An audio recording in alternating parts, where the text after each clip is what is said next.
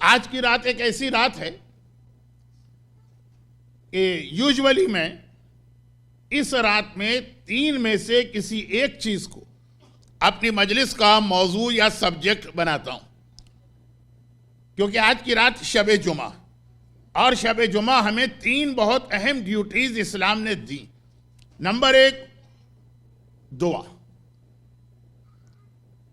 वो सारे प्रॉब्लम तुम्हारे जो 6 दिन वीक में तुमने इससे पहले दुआ की और तुम्हारी वो दुआ कबूल नहीं हुई या प्रॉब्लम सॉल्व नहीं हुआ, आज की रात स्पेशल रात है दुआ के लिए। तो ये खुद अपनी जगह एक बहुत डिटेल सब्जेक्ट है। और दूसरा, आज की रात का बहुत इंपॉर्टेंट टॉपिक होता है मौत। और तीसरा, जमाने का इमाम, क्योंकि वो एक शब जुमा के एंड पर ही जाहिर होगा। अच्छा, अब ये तीनों सब्जेक्ट ऐसे हैं कि एक मजलिस क्या, एक अशरा क्या, रमज़ान के 30 दिन भी इस पर गुफ्तगू की जाए तो हक अदा नहीं होता है। तो मैं ये नहीं चाहता कि एक मजलिस में बहुत सारी बातें आ जाएं, लेकिन ये जो आखिरी बात मैंने कही, इसके लिए सिर्फ एक जुमला कह के मैं आगे बढ़ रहा हूं। एक नया स्कूल ऑफ थॉट जो प्लांट किया गया हमारे दरमियान, और उसको प्रोमोट भी किया जा रहा, और बहुत सारी फोर्सेस उस प्रोमोशन में इन्वॉल्व। और इस वक्त जो दुनिया के हालात बन चुके हैं, जिसको देखकर यह महसूस हो रहा है, हर पढ़ा लिखा आदमी, उसको यह इंप्रेशन मिलता है कि ज़ुहूर का जमाना करीब आ रहा है। अब किसी वक्त भी जमाने का इमाम जाहिर होना चाहिए, क्योंकि ऑलमोस्ट वो तमाम साइन, वो तमाम निशानियां, वो तमाम अलामतें ऑलमोस्ट पूरी हो चुकी। और ये जुमला जो अभी अभी मैंने मजलिस में कहा, कई हदीसों में भी आया। कौन सा जुमला? कि बस ऐसा लग रहा है कि किसी वक्त भी इमाम आ सकते हैं। कई हदीसों में जहां ज़हूर इमाम की निशानियां बताई गई, तो वहां आखिर में यह जुमला आता है कि जब ये और ये और ये और ये वाकया पेश आ जाए, तो बस ये समझ लेना कि या सुबह को इमाम आ रहे हैं या शाम को इमाम आ रहे हैं। ऑलमोस्ट उनमें से हर निशानी हमको लग रहा है कि पूरी हो गई। और स्पेशली जब आज हम इस्लामिक वर्ल्ड की हालत देखते हैं और वहां की जो पॉलिटिकल सिचुएशन है उस पर निगाह डालते हैं, हमारे यूथ और यंगस्टर का आजकल बहुत ही ये फेवरेट किस्म का टॉपिक है। सोशल नेटवर्किंग की जितनी भी साइट हैं, सब पे बहुत ज्यादा ये डिस्कशन चलता रहता है। कोई बादशाह मर गया, कोई ऐसा इंसिडेंट पेश आ गया, और फौरन कोई ना कोई वो हदीस का रेफरेंस देखकर ये प्रूव करना चाहते हैं कि बस अब इमाम आने वाले नहीं है, बस आ गए समझिए ऑलमोस्ट। ये सबसे बड़ा फितना हदीस में आया कि ये सबसे बड़ा फितना है अगर कोई ज़ुहूर इमाम के लिए कोई टाइम पीरियड को फिक्स कर दे, सारी निशानियां पूरी हो जाएं, फिर भी इमाम नहीं आएंगे, यानी मे पॉसिबल, और कोई निशानी भी पूरी ना हो और इमाम आ सकते हैं। इमाम, ये जो साइन ऑफ ज़ुहूर है या ज़ुहूर की निशानियां, मैं फिर एक बार इस बात को रिपीट कर दूं कि इस वक्त जो दुनिया के हालात हैं, पूरी दुनिया के और स्पेशली इस्लामिक वर्ल्ड के, उसको देखकर यह लग रहा है कि ज़हूर बहुत करीब आ गया। लेकिन डिस्पाइट दैट, इसके बावजूद कभी ये ना समझिए कि बस इमाम का ज़हूर बहुत करीब है, इतना कि भाई ये निशानियों के बाद इमाम को आना है। नहीं, एक लफ्ज इसके लिए रिवायतों में इस्तेमाल होता है कि ज़ुहूर इमाम में भी बदा हो सकता है, यानी जैसे हुक्म शरीयत कैंसिल हो जाता, बैतुल मुक़द्दस था पहले क़िबला, फिर उसको चेंज करके काबा किया गया, उस तरह इस किस्म की चीज़ों में भी अल्लाह चेंज कर सकता है। इवन, अब ये इवन पे गौर कीजिएगा, इवन इमाम मासूम भी आकर ये कह दें कि मेरा बेटा इस तारीख को आ रहा है, लेकिन हो सकता कि इमाम मासूम ये जुमला कह दें, हमें डेट दे दें, हम क्या समझें? भाई मौला ने ये कह दिया है, छठे इमाम ने ये कह दिया, आठवें इमाम ने ये कह दिया। कल रात की मेरी मजलिस दुनिया की हर चीज गलत हो सकती है, इमाम का कौल कभी गलत नहीं हो सकता। इमाम की जबान से अगर कोई जुमला निकल गया तो यूनिवर्स अपने आप को चेंज करके उस जुमले के हिसाब से एडजस्ट होगी। अगर जिंदा आदमी को लेके आए और इमाम ने कहा मैं नमाज जनाजा पढ़ता हूं तो वो मर जाएगा। और अगर शहजादी ने कहा कि कपड़े दर्जी के पास सिलने गए हैं तो जन्नत का रिजवान भी आएगा, तो ये नहीं कहेगा मैं रिजवान हूं, यही कहेगा अना खयातुल हसनैन, मैं हसनैन का दर्जी।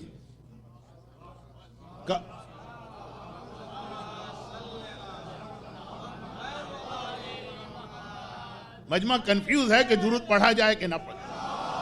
हाँ, अब लगा के वाकन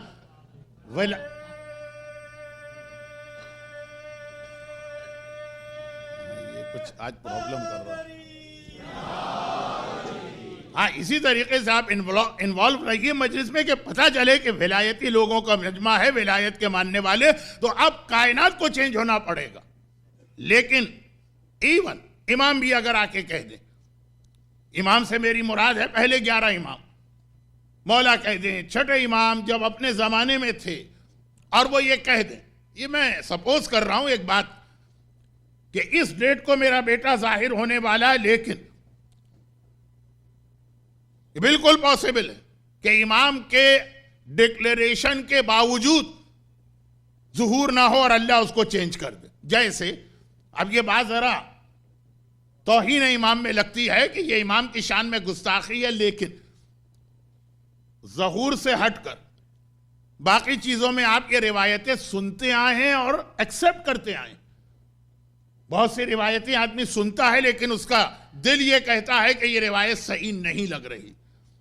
बहुत सी रिवायतें आदमी सुनता है और जो मोहब्बत अहले बैत हर मोमिन के जीन्स में या डीएनए में है, वो कहती है कि नहीं ये रिवायत गलत। मगर ये जो जुमला अभी मैंने ज़हूर इमाम के हवाले से कहा कि फर्ज कीजिए कि आप छठे इमाम के जमाने में होते और वो कहते कि इस तारीख को मेरा बेटा जाहिर हो रहा, इवन फिर भी ये मुमकिन था कि इमाम नहीं आते, जैसे रिवायतों में है। और शायद हमारी मजलिस का आज का मेन सब्जेक्ट ये बनने वाला है आगे चलकर, शायद मौत। रिवायतों में है कि नहीं है कि इमाम ने किसी से कहा कि तुम्हारी या तुम्हारे नेबर की या तुम्हारे फुला फैमिली मेंबर की मौत उस दिन हो जाएगी, और नहीं हुई। पता चला कि उसने सदका दे दिया था जिसकी वजह से उसकी मौत अल्लाह ने लिखी थी, लेकिन मौत डिले कर दी उस सदक़े की वजह से। बहुत सारे ऐसे वाकयात हैं, लेकिन चूंकि ये खुद अपनी जगह एक फुल फ्लेज अलग सब्जेक्ट है, उधर मैं चला गया तो आज का मौजू रह जाएगा। या जैसे अब जो बात मैं कहने जा रहा हूं इस मजमे के सामने तो मैं आराम से कह देता हूं, लेकिन अगर मुहिब्बान अहले बैत का मजमा ना हो तो फिर इसको समझाने में बहुत टाइम लगता है, लेकिन यहां समझाने की जरूरत नहीं है। अल्लाह के रसूल ने कह दिया कि तुम्हारे तकदीर में औलाद नहीं, और हुसैन ने कहा बेटा दिया, बेटा दिया, बेटा दिया, बेटा दिया। कल की मजलिस का हमारा सब्जेक्ट था कि रसूल बहरहाल तमाम अइम्मा मासूमीन से भी ज्यादा अफजल है, असल विलायत उनकी है। वो जो असल विलायत है वो कह रहा है कि औलाद नहीं है, और जो उसी की फर है, जो उसी रसूल का बेटा है, वो कह रहा है मैंने दे दिया तो वो बेटा हो गया। रसूल का ऐलान। दुरूद भेजे मोहम्मद वाले मोहम्मद को। मौलाना आगे तशरीफ लाए।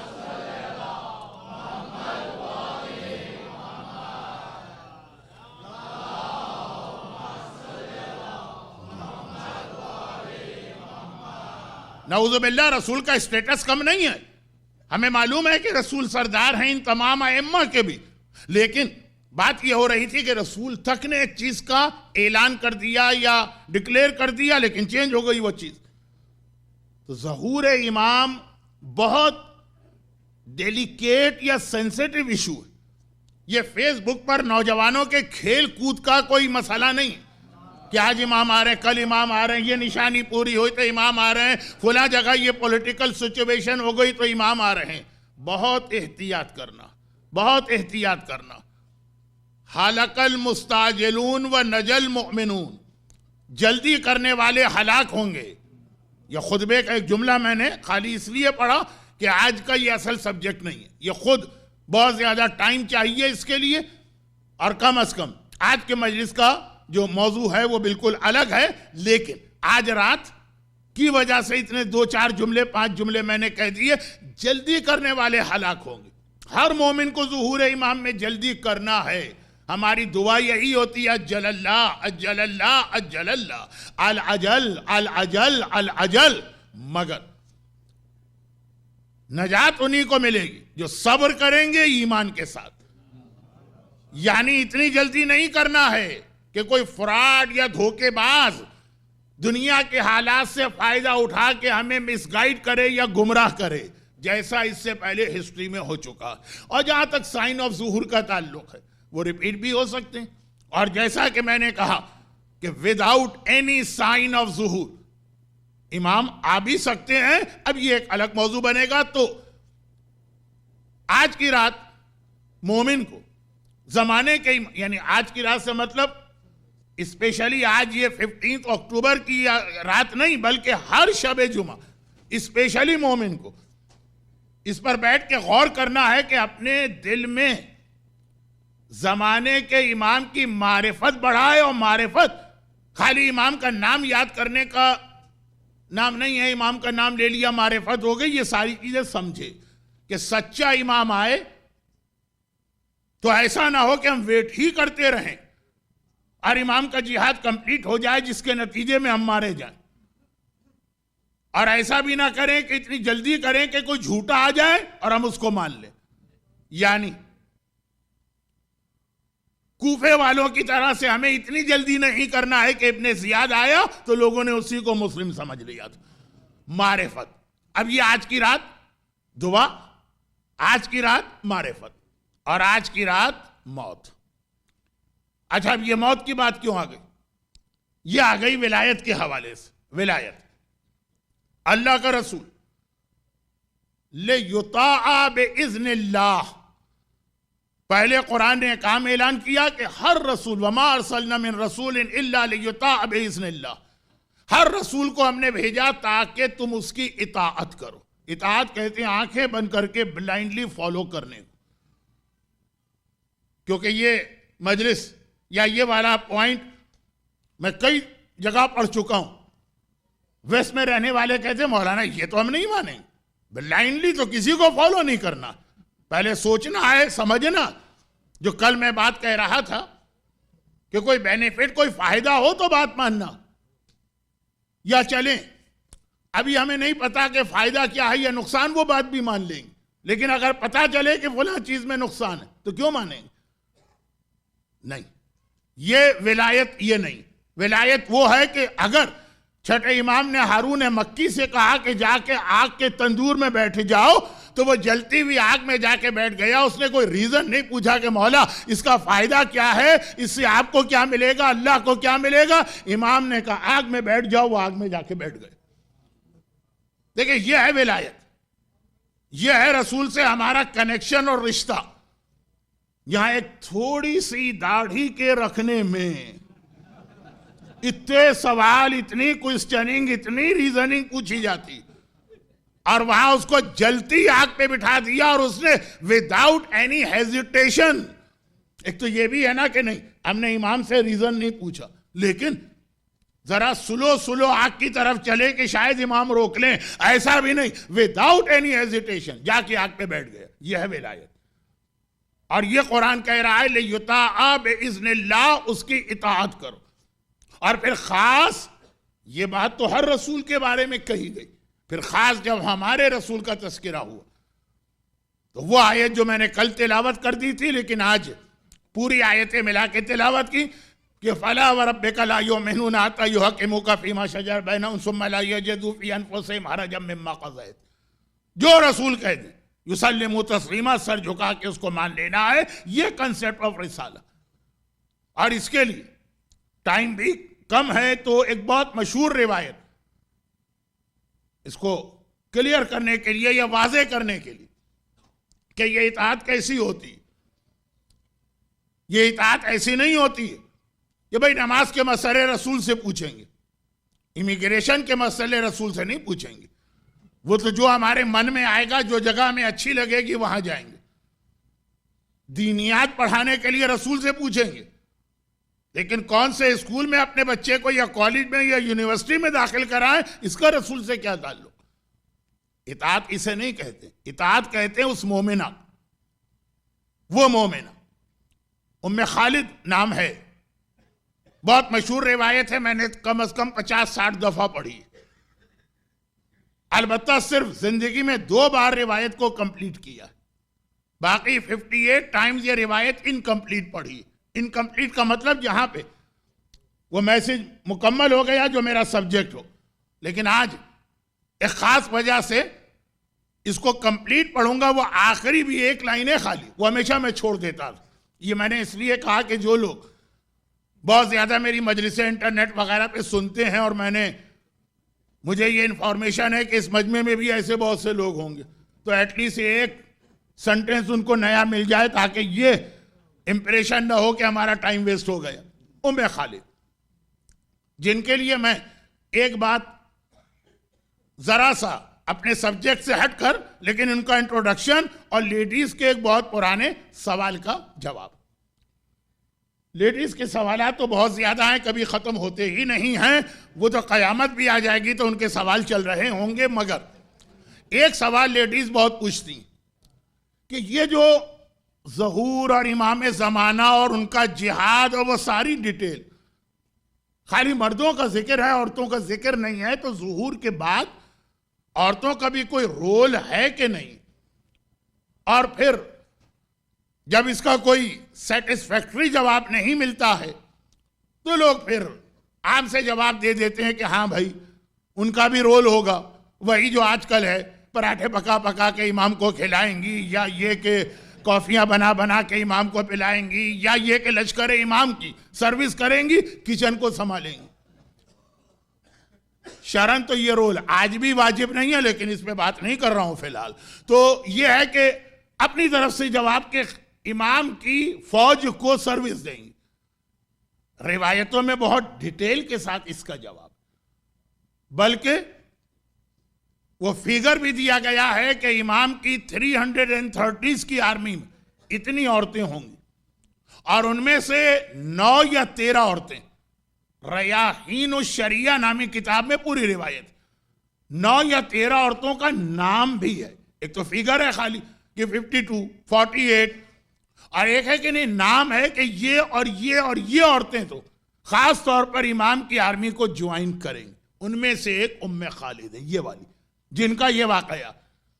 और जब इन खातून का नाम रिवायतों में आया कि ये ज़ुहूर के बाद इमाम की आर्मी को ज्वाइन करेंगी, दोबारा जिंदा किया जाएगा, तो अब एक सवाल पैदा हुआ कि आखिर इन्होंने कौन सा ऐसा बड़ा कारनामा अपनी जिंदगी में अंजाम दिया, क्या इनकी इंपॉर्टेंस है इनकी अपनी लाइफ टाइम में कि अल्लाह इनको इतना हाई स्टेटस देगा। तो एक यही रिवायत सामने आती, इमाम के पास आती, घरचे बात इमाम की है, लेकिन जैसा कि मैंने कल कहा कि इमामत हमारे रसूल की रिसालत का एक हिस्सा है, तो उसूल दोनों जगह चलेगा।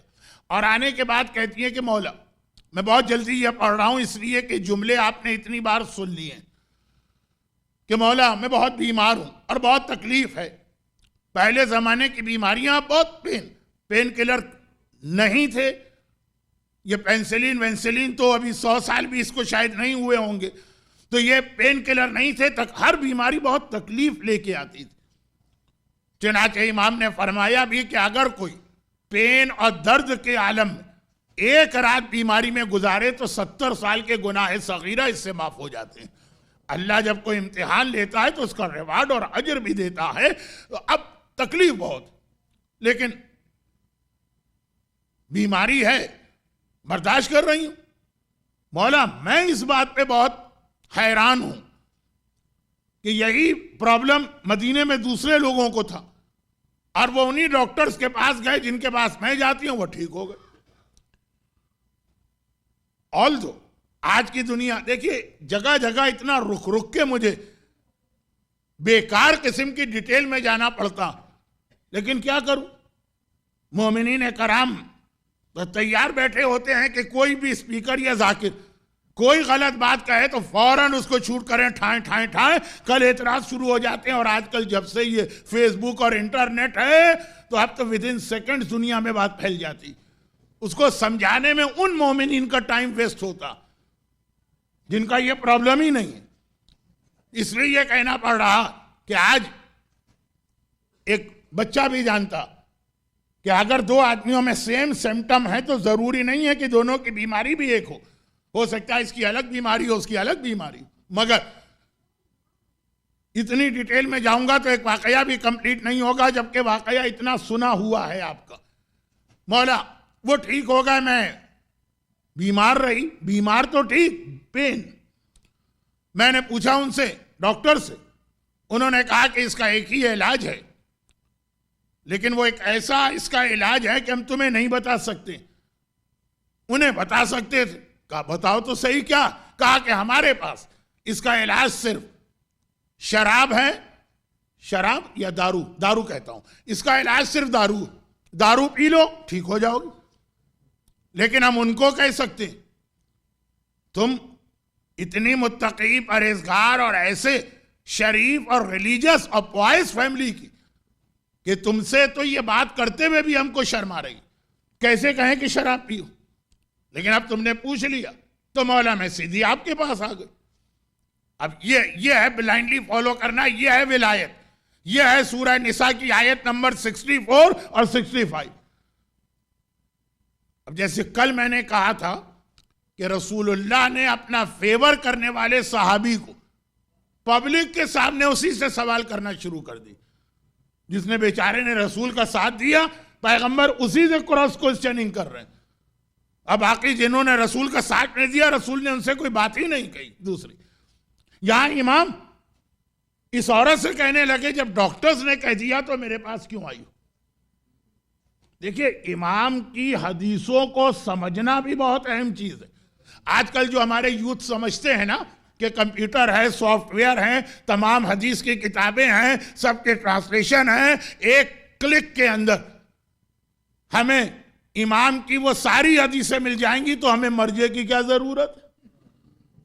एक कंसेप्ट आजकल ये भी है ना कि मर्जे क्या करता है, कुरान की आयतें, इमाम की हदीस, इन्हीं की मदद से तो फतवा देता।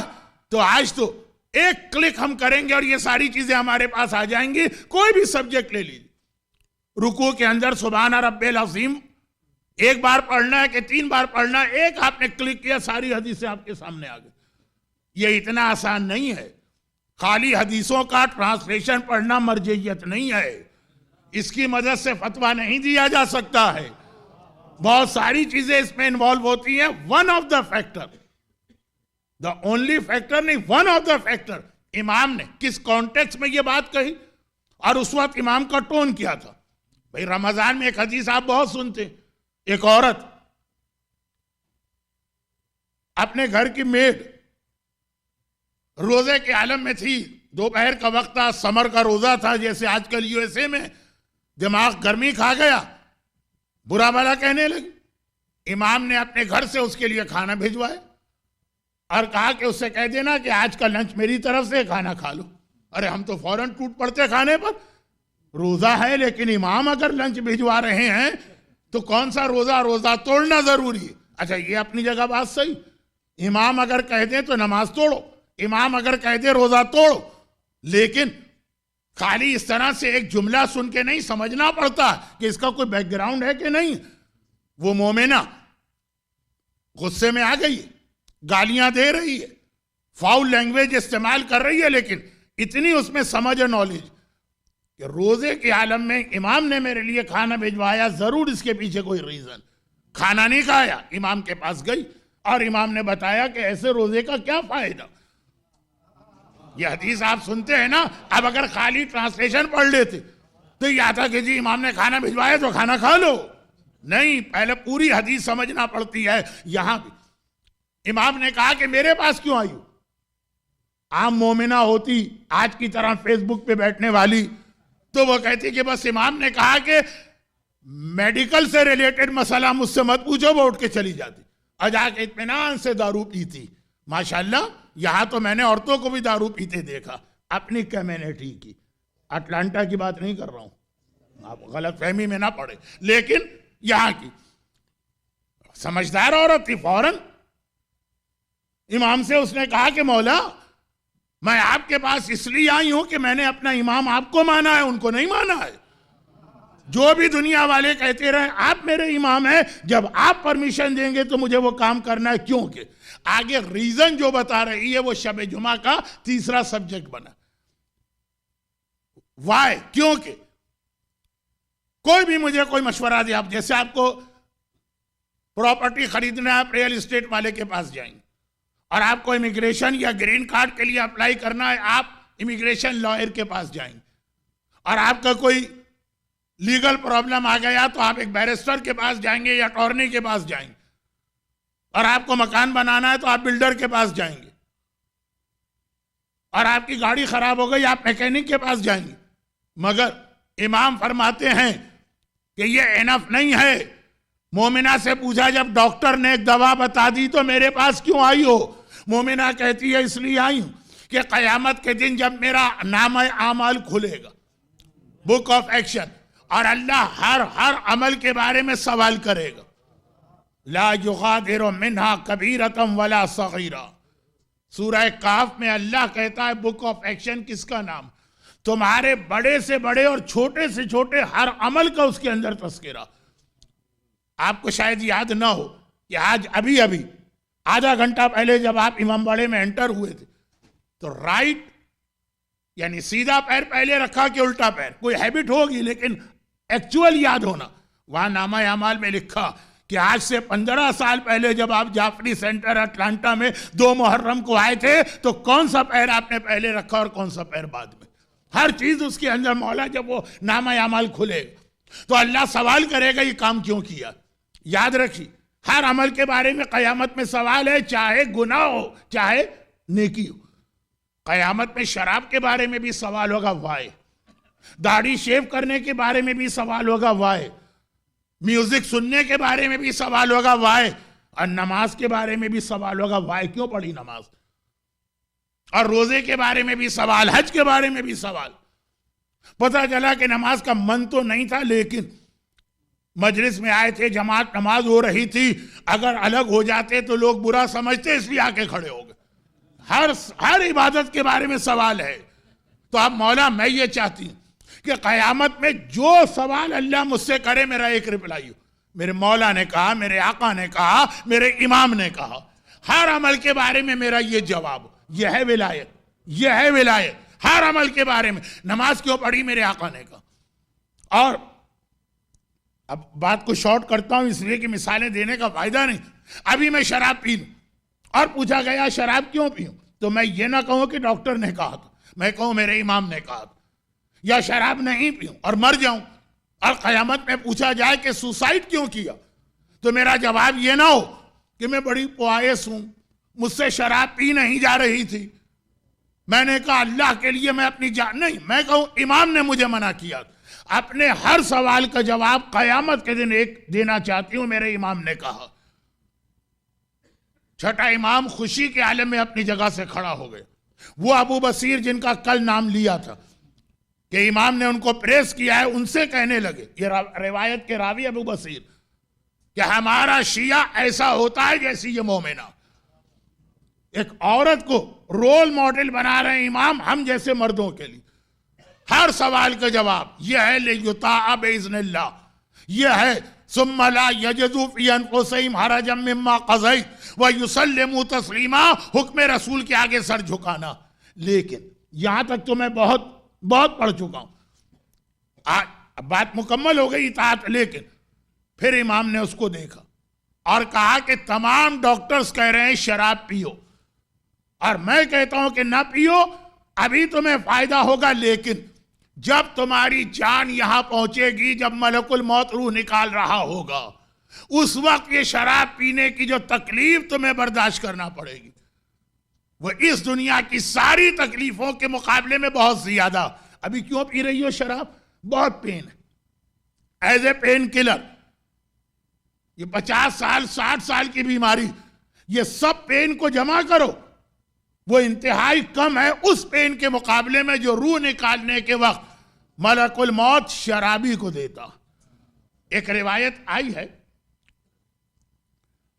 और वो कुरान की एक आयत की तशरीह भी है, जन्नत और जहन्नम, ये भी कुरान का एक सब्जेक्ट। जहन्नम के बारे में एक जगह कुरान ने कहा नारुन हामिया, वो बहुत गर्म आग है। गर्म तो आग तो होती ही गर्म है, वेरी हॉट, आग तो है ही गर्म। ठंडी आग भी कोई होती है? इमाम ने कहा कि हाँ, ये दुनिया की आग जहन्नम के मुकाबले में ठंडी आग है। जहन्नम की आग को 70,000 टाइम पानी से धोया गया तो टेम्परेचर कम होकर ये दुनिया की आग बनी जिसमें हम 2 मिनट भी नहीं बैठ सकते। मौला ने यही जुमला तो कहा था उस मोमिन से। उसने आकर कहा कि मौला, मेरा मन तो बहुत चाहता है कि मैं गुनाह न करूं, अल्लाह का हुक्म मानूं, आपके ऑर्डर्स को फॉलो करूं, लेकिन क्या करूं जब गुनाह का टाइम आता है, गुनाह हो जाता। ये हम लोगों का भी प्रॉब्लम है, गुनाह नहीं। बहुत पुराना डायबिटिक पेशेंट हूं, मजलिसों में शायद इमाम का जिक्र नऊजुबिल्लाह कम किया है, अपनी शुगर का जिक्र ज्यादा किया है। बहुत पुराना, बहुत दिल कहता कोई ऐसी चीज नहीं खाना है जो शुगर बढ़ाए, लेकिन जब दस्तरखान पर आप लोग, अच्छा अटलांटा में तो आदत नहीं है लोगों की, लेकिन जहां और दस्तरखान पे लोग इनवाइट करते हैं और एक से एक अच्छे खाने होते हैं। हम घास खाएं, वो बिरयानी खा रहा हो, ये तो बर्दाश्त नहीं होता, हाथ बढ़ जाता।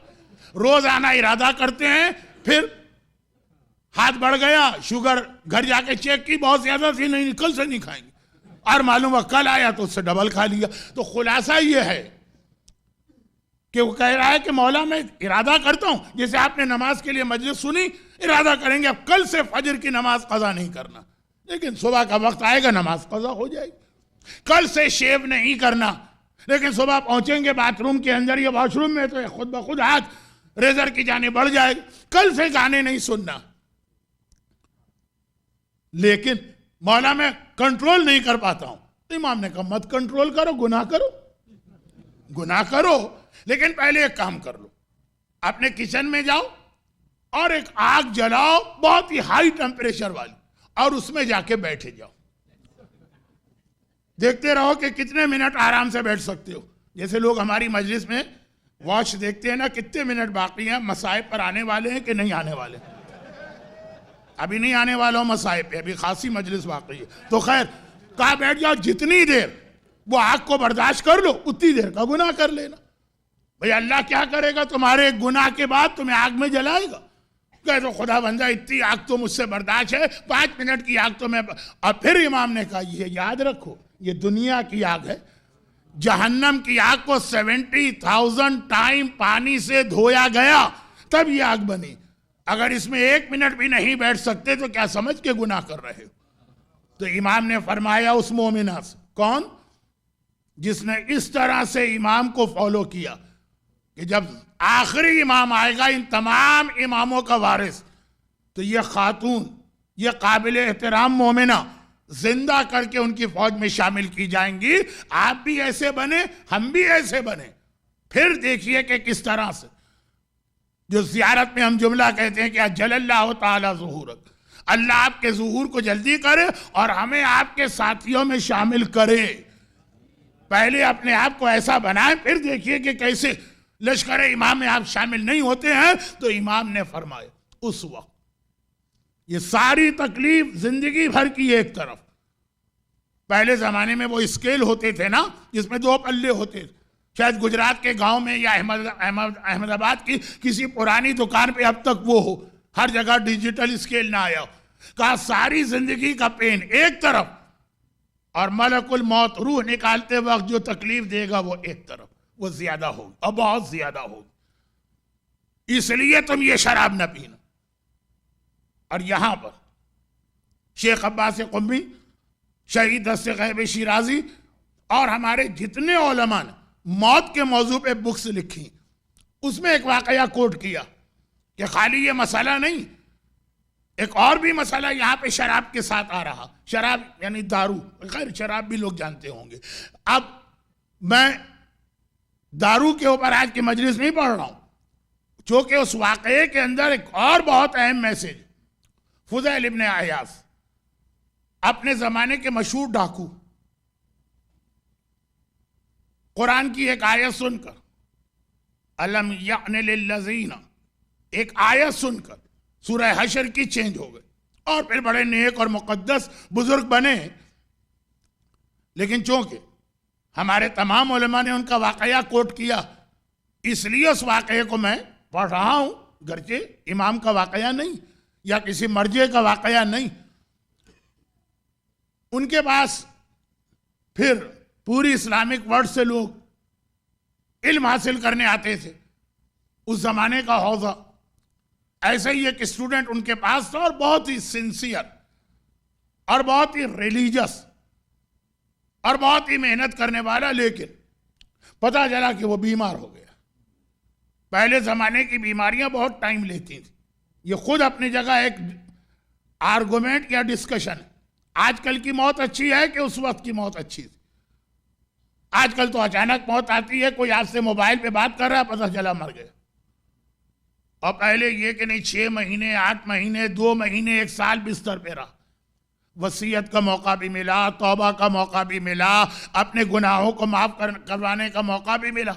आजकल तो कोई चांस ही नहीं होता और आदमी मर जाता। ये बात भी आज की मजलिस में बहुत अहम एक पॉइंट बनने वाली है, अगर टाइम रहा। आखिर में खुलासा यह है कि पता चला बीमार, जाते रहे हर तीसरे चौथे दिन उसको देखने के लिए। आखिर एक दिन जब ये मस्जिद में दर्स दे रहे थे, उसी रिलीजियस स्टूडेंट की जानिब के घर से मैसेज आया कि अब उसका आखिरी वक्त करीब आ गया है और बस मरने वाला है इस वक्त, आप आकर एक बार उसके लिए दुआ कर दें। बुजुर्ग, नेक, मुकद्दस लोग, इनका प्रेजेंस भी मरने वाले को फायदा देता और इनकी दुआ भी फायदा देती। खाली प्रेजेंस भी फायदा देता, प्रेजेंस। चुनाच एक ऐसा नौजवान जो इनका स्टूडेंट भी रहा, तो एक आम मोमिन का हक है, इसका तो ज्यादा हक है। चले गए, अपना दर्स बंद किया और चले गए, उसके करीब गए और जो आखिरी वक्त में सबसे अहम चीज है उससे कलमा पढ़वाया। कह दो कि अशहदु अल्ला इलाहा इल्लल्लाह। अभी दूसरे कलमे के दूसरे पार्ट पे तो पहुंचे ही नहीं कि वो मरने वाला वो नौजवान जो बहुत बुरी हालत में, तकलीफ, दर्द, पेन, एक बार इनकी जानिब देखता है और कहता है कि मैं नहीं पढ़ूंगा कलमा। अच्छा, मरता हुआ आदमी, उसको अपने सेंसेस पे इतना कंट्रोल भी नहीं होता है, दोबारा उससे रिपीट किया। तीसरी मर्तबा जब कहा कलमा पढ़ो तो वो गुस्से के आलम में बैठ गए, उसके बदन में ताकत नहीं थी, उठ के बैठ गए और कहने लगा कि नऊज़ु बिल्लाह, ये नॉनसेंस बातें बंद करे और निकल जाए मेरे कमरे से, मैं कह चुका हूं कि मैं नहीं पढ़ूंगा कलमा।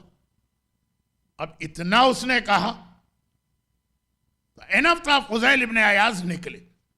अभी उन्होंने डोर को क्रॉस किया था कि घर वालों के रोने की आवाज आई, दैट मीन्स वो नौजवान मर गया। अब अगर 1 घंटे के बाद उसके मरने की खबर आती तो सोच सकते थे कि शायद उस वक्त गुस्से के आलम में ये कहा, बाद में तौबा कर ली होगी। यहां तो सेकंड्स मर गया। यानी ऐसा आदमी जिसे मरते वक्त कलमा भी ना मिला, घर आ गए बहुत परेशान। वाई? ऐसा नेक, ऐसा रिलीजियस, दीन का तालिब इल्म और कलमा भी नहीं, बस अल्लाह से रो रो के दुआ की, खुदा बंदा किसी तरह मुझे इसका रीजन पता चल जाए। उसके मौत के बाद पहली शब जुमा आई। आज आपके घर की भी ये स्टोरी होगी, इससे डिफरेंट, ये तो नहीं लेकिन इससे मिलती जुलती। आज की रात शब जुमा है। आपके जितने मरहूम दुनिया से जा चुके हैं, बल्कि गालिबन गुजराती में कहते भी हैं जो लोग गुजर चुके हैं, वो सब आज की रात आपके घरों में आएंगे। डरिएगा नहीं, घबराइएगा नहीं, वो इसलिए आएंगे कि आपसे रो रो के ये कहेंगे कि हमारे लिए कोई नेकी भिजवा दो। शब जुमा रूहें आजाद की जाती हैं कि जाओ अपने घर वालों के पास। इनके ख्वाब में भी वो स्टूडेंट आया और बहुत बुरी हालत में देखा। अब टाइम भी नहीं है बयान करने को, और आपने कई उलमा से ये वाकया सुना हुआ होगा। बहुत अजाब पे एक आध मजलिस तफसील से आएगी, वहां पे मैं जरा सारा बताऊंगा कि किस तरह का अजाब है। अभी तो खैर बहुत ही बुरी हालत।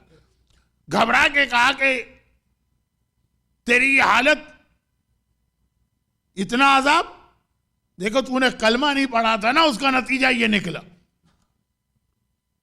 रीजन क्या था? कहा ये मरने के बाद पता चला कि मैं 3 गुना ऐसे करता था, इसके अलावा बाकी पूरी जिंदगी मेरी ठीक, बल्कि बहुत रिलीजियस। 3 गुना ऐसा करता था, जिसके नतीजे में मेरे ऊपर यह अजाब आया कि कलमा भी नहीं, और उसके बाद तो फिर पनिशमेंट।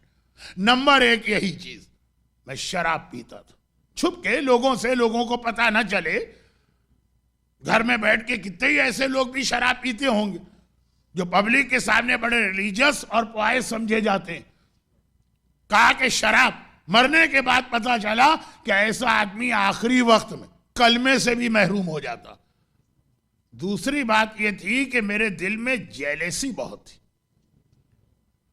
जब मैं किसी इंसान को देखता था कि अल्लाह ने उसे कोई नेमत दी, नेमतें तो अल्लाह की तरफ से मिलती, और 2 रीजन होते, या अल्लाह की तरफ से एक ब्लेसिंग है, या अल्लाह की तरफ से आपका एक ट्रायल है, या अल्लाह आपके किसी नेक अमल से खुश हुआ, या आपका इम्तिहान लेना। बहरहाल नेमतें मिलती है, किसी का अच्छा मकान, किसी की अच्छी गाड़ी, किसी को अच्छा जॉब, किसी का अच्छा बिजनेस, किसी की अच्छी लाइफ। ये लेडीज का बड़ा प्रॉब्लम है, किस तरह से हस्बैंड एंड वाइफ को आपस में लड़ाया जाए। जो किसको लड़ाएंगे? जो बहुत अच्छी जिंदगी गुजार रहे हैं, जो ऑलरेडी लड़ रहे हैं, उनको क्या लड़ाएंगे? तो अब ये जो मसले होते हैं हमारे यहाँ का, आप तो अल्हम्दुलिल्लाह इससे बच गए होंगे। बहुत से लोग यही कहते हैं मौलाना वेस्ट में आ गए, सास बहू के चक्कर से हमको नजात मिली। लेकिन ये कि हमारे यहाँ सास और बहू का अपना टेंशन इतना नहीं होता जितना ये बीच के अंदर तेल डालने वाले और फ्यूल प्रोवाइड करने वाले हसद की वजह से। जेलेसी ये इतना बुरा गुनाह है हसद का। किसी की नेमत पे कभी हसद ना करें, ये इतना बड़ा गुनाह कि नेकियों में सबसे टॉप की नेकी क्या है, तो गुनाहों में सबसे टॉप का गुनाह क्या? 2 ऐसे एक्शन है इंसान के जिसके लिए सेम हदीस आई, एक नेकी का सवाब बताने के लिए, एक गुनाह को बताने के लिए। सेम वर्डिंग हसद के लिए हदीस कि जो आदमी किसी से हसद करता, इन्नल हसद याकुलुल हसनात कमा ताकुलुन नार, जिस तरीके से आग लकड़ी को खा जाती है, लकड़ी को आग में डाल दे, आग लकड़ी को खत्म कर देगी, उसी तरह हसद तुम्हारी सारी नेकियों को खत्म कर देता। नमाजें पढ़ते हैं और सवाब गया, हज करते हैं और सवाब ज़ाय हो गया, इबादत करते हैं और सवाब ज़ाय हो गया, शब जुमा दुआए कुमैल से सूरह यासीन से लेके हर इबादत करते हैं और सवाब ज़ाय है हसद की वजह से। और इसी तरीके से अब ये देखिए, ये गुनाह, ये जो वर्डिंग है ना, ये वर्डिंग एक और हदीस में आई, और वो ये कि जिससे अंदाजा होगा कि इस्लाम ने हसद को कितना बड़ा गुनाह समझा। और वो ये है कि हुब्बु अलीन याकुलु सय्यात कमा ताकुलु नारुल हतब, अली की मोहब्बत गुनाहों को इस तरह खा जाती है जैसे आग लकड़ी को खा जाती है। वहां गुनाह खत्म होते हैं मोहब्बत अली के नतीजे में, हसद के नतीजे में नेकियां खत्म होती हैं। यानी इबादतों में अगर मोहब्बत Ali top of the list है, तो गुनाहों में हसद टॉप ऑफ द लिस्ट है। और अहले बैत से जो इतनी दुश्मनी और अदावत की गई और मोहब्बत अली को मिटाया गया, उसका रीजन भी हसद था। ये इतने अच्छे क्यों हैं, हम ऐसे क्यों नहीं बन सकते? ये हसद का जज्बा था कि आलम के लिए सारी सारी रात तड़पते थे और नींद नहीं आती थी, अली को अलम न मिले हमें अलम मिले, ये हसद ही है। तो अब यह है कि कहा कि ये गुनाह मैं करता था कि अब किसी को अल्लाह ने कोई नेमत दी, मैं जल रहा हूं आग में, क्यों मिली इसे ये नेमत, किसी तरह छिन जाए। और तीसरा ये कि मैं गीबत बहुत किया करता था। शराब, हसद और गीबत, जहां बैठा किसी न किसी मोमिन की बुराई। याद रखिए कि अभी तक, टिल नाउ, आगे नहीं कह सकता फ्यूचर में क्या होने वाला है, टिल नाउ शराब पीने वाले अभी तक इतना रिस्पेक्ट करते हैं कि इमामबाड़े में बैठ के शराब नहीं पिएंगे और इंशाल्लाह कभी भी नहीं पिएंगे। लेकिन दुनिया इतनी खराब हो गई, फिर भी आपको इमामबाड़े में शराब नजर नहीं आई। मस्जिदों में लोग शराब नहीं पिएंगे, चाहे बाकी हर जगह पिए, पब और शराब खाने में और अपने यहाँ बर्थडे के फंक्शन में और शादी ब्याह की तकरीब में या डिनर के ऊपर, वो लोग आपने देखे नहीं है, इसलिए आपको शायद मेरी बात अजीब लगे, लेकिन इस दुनिया में साहिबान ईमान की बात कर रहा हूं।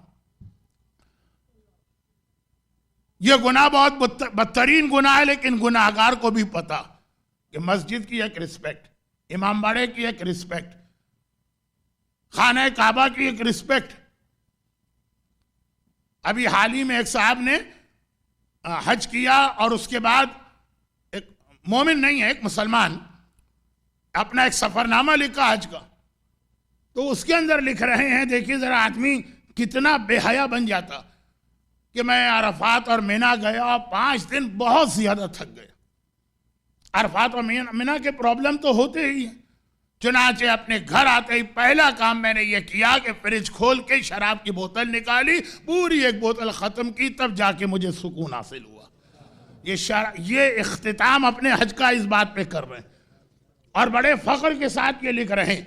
मगर इसका मतलब ये हुआ कि अराफात और मिना में इनकी भी हिम्मत नहीं हुई शराब पीने की, जो इतना बेहया आदमी कि गुनाह इतना बड़ा करके लिखकर पब्लिक के हाथ में दे दे। ये अभी तक है ना, लेकिन गीबत कैसा गुनाह इमामबाड़ों में भी होता, मस्जिदों में भी होता है, करबला में इमाम हुसैन के रोजे पे भी होता है, खाने काबा के सामने बैठ के भी ये गुनाह किया जाता। शराब सबसे बदतर गुनाहों में से एक, मगर फिर भी गुनाहगार भी इतना समझता है कि ये शराब यहां नहीं पी जाएगी, ये रिस्पेक्ट के खिलाफ है। गीबत को ऐसा गुनाह बना दिया गया कि नमाज जमात से पहले लोग बैठे हैं तो गीबत हो रही, नमाज जमात के बाद खत्म हुई नमाज जमात और गीबतें हो रही, मजलिस से पहले गीबतें हो रही है, मजलिस के बाद गीबतें हो रही। और वो कह रहा है कि पता चला कि ये 3 गुनाह ऐसे हैं कि इसका करने वाला आखिरी वक्त में कलमे से भी महरूम हो जाता। एक दारू पीने वाला, एक हसद करने वाला, एक गीबत करने वाला, और कितने ज्यादा हमारे यहां ये गुनाह कॉमन। अब सुनिए एक बात, आखिरी बात, इस पे भी मुझे एक बहुत फेमस स्टोरी पढ़ना थी, लेकिन अब आज वक्त नहीं है, तो इंशाल्लाह कल। अभी सिर्फ एक आखिरी बात, किसी मोमिन का बाप या किसी मोमिन की मां कैद हो जाए, गिरफ्तार हो जाए, जेल में भेज दी जाए, कितना परेशान होगा, कितनी कोशिश करेगा कि किसी तरीके से इनको जेल से निकाला जाए। बड़े से बड़ा लॉयर करना पड़े, बहुत ज्यादा महंगी फीस देगा उस वक्त।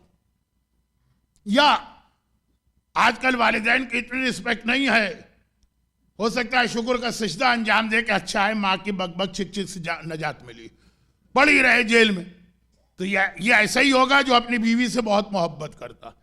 बीवी से मोहब्बत करने वाले ही मां को जो है डिग्रेड करते। तो चले उसकी बीवी अगर जेल में गिरफ्तार हो जाए, और किसी से तो आदमी मोहब्बत करता है, जिससे मोहब्बत करते वो जेल चला जाए, और मालूम हुआ कि कैद के आलम में है, और कैद भी ऐसी के कैद में उस पर टॉर्चर किया जा रहा। अब आजकल तो दुनिया उल्टी हो गई है, बहुत सी जगह पे जेल में ज्यादा ऐशो आराम मिलते हैं, इतना अपना घर में भी नहीं मिलता। लेकिन आप आए तो इंडिया से है ना, कुछ पाकिस्तान के लोग होंगे मेरी तरह से। इंडिया और पाकिस्तान में क्या होता, ऐसी जेल होती है कि नानी याद आ जाती। और ये मेरी समझ में नहीं आया कि हमेशा नानी क्यों याद आती है, दादी क्यों याद नहीं आती। खैर खैर वो होगी कोई ऐसी नानी इस्लाम में या तारीख है इस्लाम में। अच्छा, तो अब खुलासा ये कि जेल में है, खाली जेल नहीं है, बहुत टॉर्चर के साथ है। जिससे भी मोहब्बत है, माँ बाप तो मैंने इसलिए कहा कि वैसे नेचुरली इनसे मोहब्बत होती, कितनी कोशिश करेगा आदमी, लॉयर अलग लेगा, अपने ताल्लुकात अलग इस्तेमाल करेगा, जायज और नाजायज को छोड़े, हो सकता है जेल में वहां पैसे वैसे दे के, रिश्वत वगैरह दे के उनके लिए फैसिलिटी लेना चाहे, अपनी हद तक पूरी कोशिश करेगा। लेकिन ये इन जनरल बात कर रहा हूं, मां मर गई, हमको भी पता है, हम मां तो हर वक्त इंसान के साथ गुनाहगार थी, बाप मर गया गुनाहगार था, और जिससे मोहब्बत है वो मर गया गुनाहगार, कहां गया? जेल में गया, सख्त तरीन जेल में गया। ये दुनिया की जेल तो क्या होगी, जो कब्र की जेल, और अगर अजाब आ रहा है तो सख्त तरीन अजाब आ रहा होगा। दुनिया में क्या टॉर्चर होता है जो कब्र के अंदर अजाब दिया जाता है गुनाहगार को। कोई फिक्र है, कोई परेशानी है, कुछ उनको उस कैद से रिहा कराने के लिए कोई इंसान कोशिश कर रहा है? पाकिस्तान में मैं पर्सनली जानता हूं, क्योंकि शहर कराची से मेरा ताल्लुक है, कराची में तो बहुत से बेगुनाह भी कैद हो जाते हैं। औलाद कैद हो गई, जवान बेटा अगर बाप बूढ़ा, मां कैद हो गई अगर बेटा जवान, मकान तक लोगों ने बेच दिए हैं ताकि लॉयर की फीस और कोर्ट की फीस किसी तरह इनको रिहा कराना। प्रॉपर्टी आदमी सेल कर देता है सिर्फ इसलिए कि जेल में है, यह बर्दाश्त नहीं हो रहा। और जो मां बाप या जो औलाद गुनाहों की वजह से कब्र की कैद में होंगे, मौला का जुमला है कि कब्र क्या है कब्र? इन्नल कब्र रौज़तुन मिन रियाज़िल जन्नह व हुफ़रतुन मिन हुफ़ुरिन नार। जन्नत का बाग भी है कुछ लोगों के लिए, कुछ के लिए जहन्नम का सख्त तरीन अज़ाब उसी कब्र में। उनको कैसे रिहा कराने की कोई फिक्र है? और कोई रात ना सही तो शब जुमा इसीलिए बनाई गई है कि कम से कम आज तो याद कर लो अपने उस मरहूम को जो खुदा मालूम कब्र में किस हालत में है। यौम तुबला सरायर, कुरान ने कयामत के लिए कहा, कयामत में हर आदमी का सीक्रेट खोल दिया जाएगा। कब्र में तो हमें नहीं पता ना, उम्मीद है कि मोमिन है तो अच्छी हालत में होंगे, लेकिन क्या अभी 50-50 चांस तो है ना। फिक्र है यहां पे कोई अपना मकान बेचता है अपने माँ या बाप के गुनाह को माफ कराने के लिए। एक रात, आज की रात 2 रकत नमाज हदिया वालिदैन पढ़ना कुछ लोगों के लिए मुश्किल हो जाता है। 1-2 रकत नमाज वीक में एक दिन, वो जरा मुश्किल हो जाता। कोई एहसास ही नहीं कि जेल, सख्त तरीन जेल, और जेल का अजाब, सख्त तरीन अजाब, दुनिया का कोई अजाब या कोई टॉर्चर कब्र के का तो मुकाबला ही नहीं कर सकता। आज की रात शब जुमा, एक मकसद यह भी है कि इंसान खुद भी अपने आप को चेक करे। ऐसा ना हो कि उनकी मदद करते करते खुद इतने गुनाह करके जाएं कि पता नहीं कब्र में हमारा क्या हश्र। मगर उनकी भी मदद करो जो जा चुके, और उनको तो हमारे अलावा और कौन याद करेगा। 2 रकत नमाज हदिया वालिदैन तो मैंने बतौर मिसाल कही, ये तो इजीएस्ट अमल है जो हर आदमी कर सकता, और खास तौर पर अटलांटा के रहने वाले, कि भाई अटलांटा में क्या ऐसी खास बात है, यहाँ लोग बहुत वालिदैन के नाफरमान है। नहीं, ये मसला नहीं, मैंने सुना है, बल्कि पूरे वेस्ट की यह हालत है। ड्राइव करके लोग आते हैं, कोई 40 मिनट की ड्राइव, कोई 30 मिनट की ड्राइव, कोई 20 मिनट की ड्राइव, नियरेस्ट पे गालिबन 10 मिनट की ड्राइव तो होगी। तो नमाज हदिया वालिदैन तो कार चलाते हुए भी आदमी चलती हुए हालत में ये नमाज पढ़ सकता है, टाइम भी अलग से नहीं देना। वो तो आपको मसले मालूम है, उलमाए कराम आपकी रहनुमाई करते हैं कि सुन्नत नमाज चलते फिरते भी पढ़ी जा सकती है। हाँ, वजू करना है और किबले से नहीं, किबला नहीं, और बातें नहीं करना। लेकिन इतनी फैसिलिटी के बावजूद, अब ये खाली नमाज हदिया वालिदैन मौजू नहीं है आज का, मौजू है कि वालिदैन, और वालिदैन इसलिए मैंने कहा कि अक्सर वालिदैन का इंतकाल पहले होता है फिर औलाद। हो सकता है किसी का यही केस, वो खुद बूढ़ा हो, उसके जवान दुनिया से जा चुके हो, भाई बहनें, चचा, खाला, पोपी, ये सारे के सारे, और औलाद। फिक्र कि वो जेल में है मरने के बाद, यानी 50-50 चांस। कोई मदद करो उनकी, और जिनके गुनाह हमारी आंखों के सामने, हमें पता है कि हमारी माँ नमाज फजर नहीं पढ़ती, दुनिया के सामने कहना भी हराम है, लेकिन खुद तो जानते हैं ना कि इसकी सजा बर्दाश्त कर रही। तो आज की रात, और ये वही बात है जो घोड़े वाले वाकये के आखिर में आई थी, वही आज की तकरीर के आखिर में भी आ गई।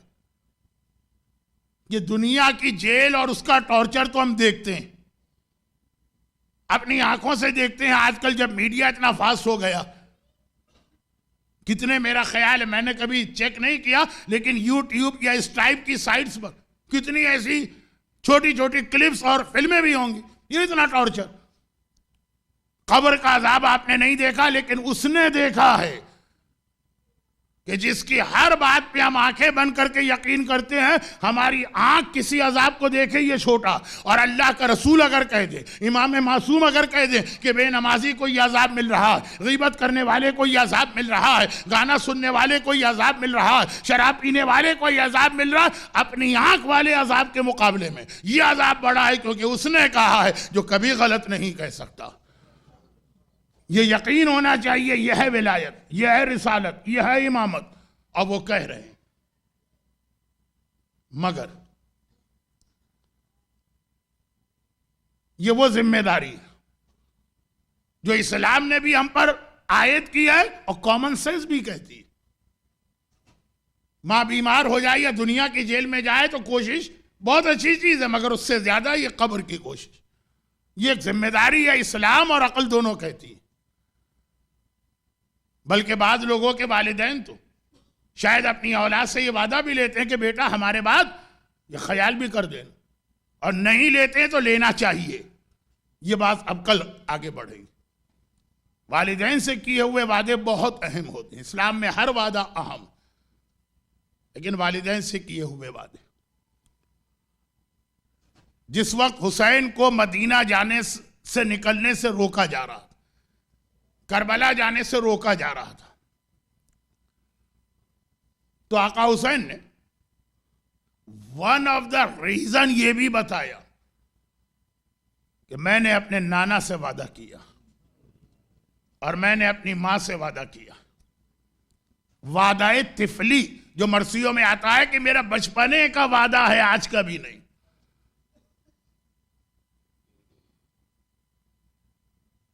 जरा सी मसाइब की तरतीब में बदल रहा हूं, यानी करबला पहुंचने के मसाइब अब कल रात को आएंगे, उसका रीजन मैं कल ही बताऊंगा, उसका एक रीजन भी। जब हुसैन मदीने से जा रहे थे तो बहुत सारे लोगों ने आके हुसैन को मशवरा दिया और रोका। अब्दुल्ला इब्ने अब्बास का वाकया तो मशहूर है। हुसैन से कहा, हुसैन मैंने तेरे बाबा का जमाना देखा और उस शहर कूफा को भी जानता हूं, इराक की जानिब न जाना, ये लोग बड़े बेवफा हैं। अब मैं बात बहुत शॉर्ट कर रहा हूं क्योंकि आज वक्त खासा गुजर गया। शुरू की 2-3 तारीखों में मसाइब अगर कम भी हुए तो इंशाल्लाह आखिरी मजलिसों में उसकी कमी को पूरा कर दूं। जब हुसैन ने कहा मुझे जाना है, ये मेरा नाना से वादा, तो एक जुमला अब्दुल्ला इब्ने अब्बास ने बड़ा अजीब कहा, हुसैन अगर जा ही रहा है तो औरतों को लेके ना जा। इससे पहले कि आका कोई जवाब दे, पर्दे के पीछे से ज़ैनब कुबरा की आवाज आई और बहुत जलाल वाली आवाज, ऐ इब्ने अब्बास, बहन को भाई से जुदा कर रहा है, अभी से ज़ैनब की मौत का सामान कर रहा है। अरे भाई से जुदा होकर ये बहन मदीने में जिंदा कैसे रहेगी?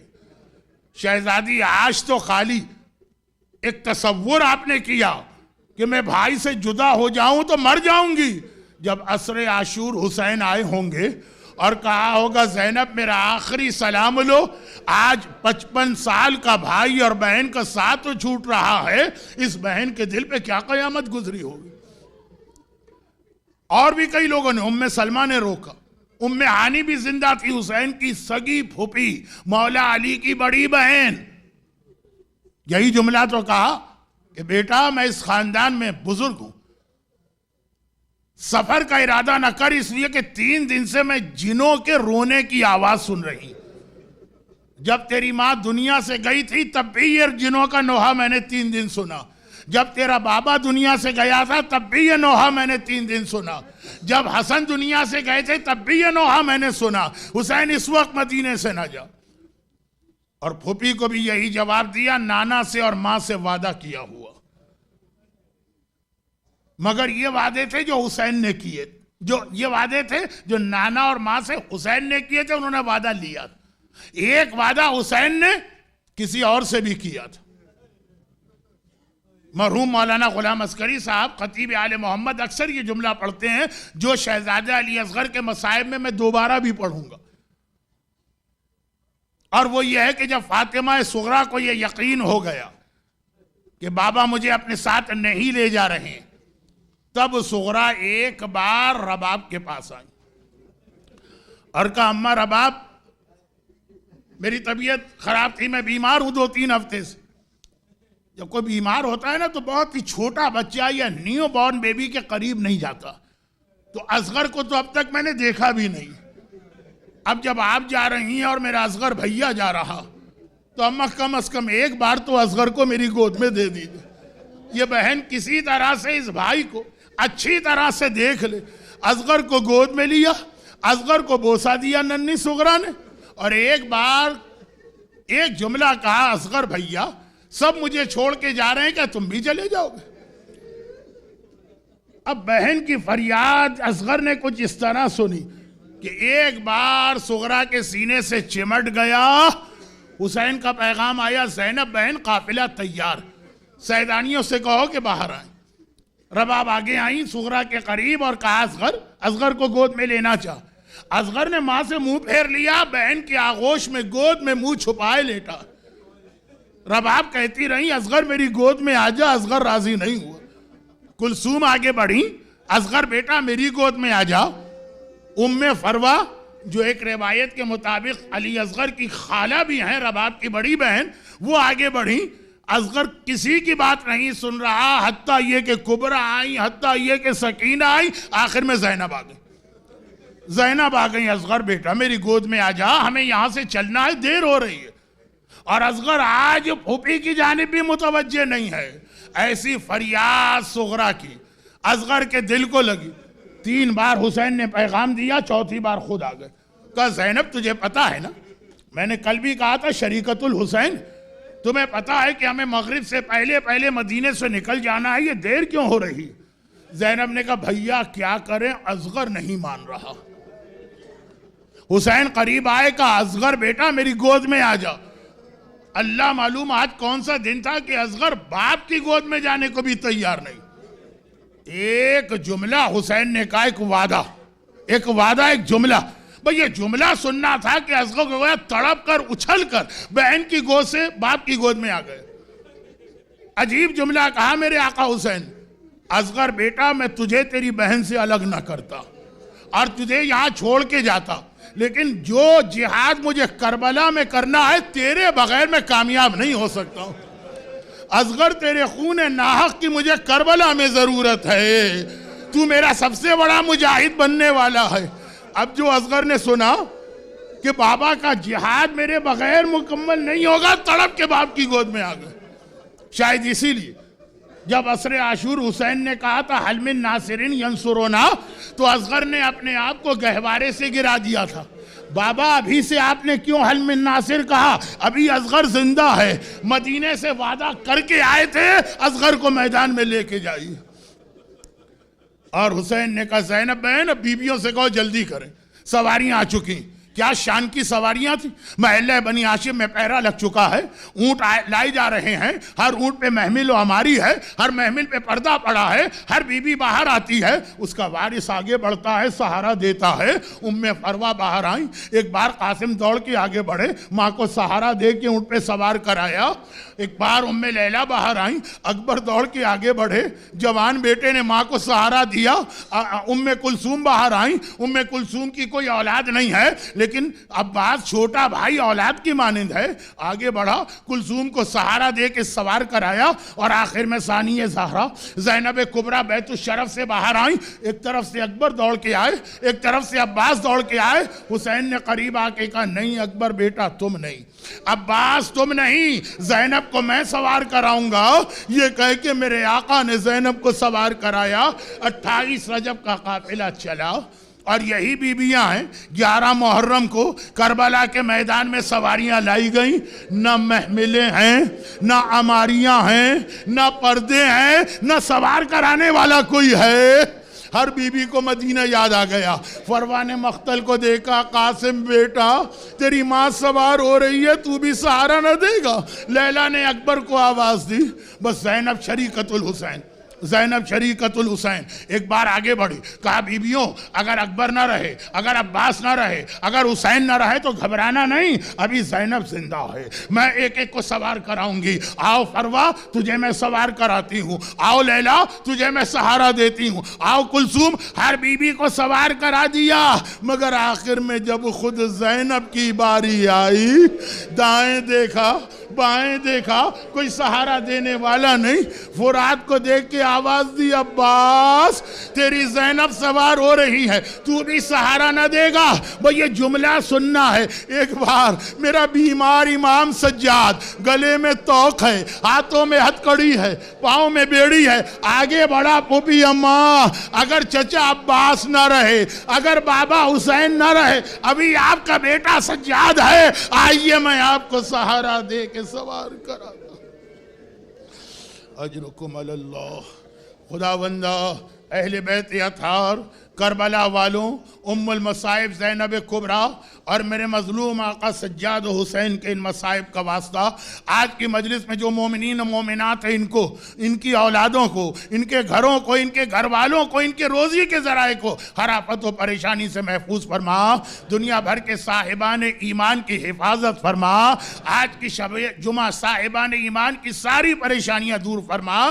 ख़ास तौर पर जिन्हें औलाद का, रोज़ी का, सेहत या बीमारी का कोई मसला है, आज की इस शब जुमा की बरकतों और करबला वालों के जिक्र का वास्ता ये मसाइल को हल फरमा। ज़ुहूर इमाम ज़माना में ताजील फरमा।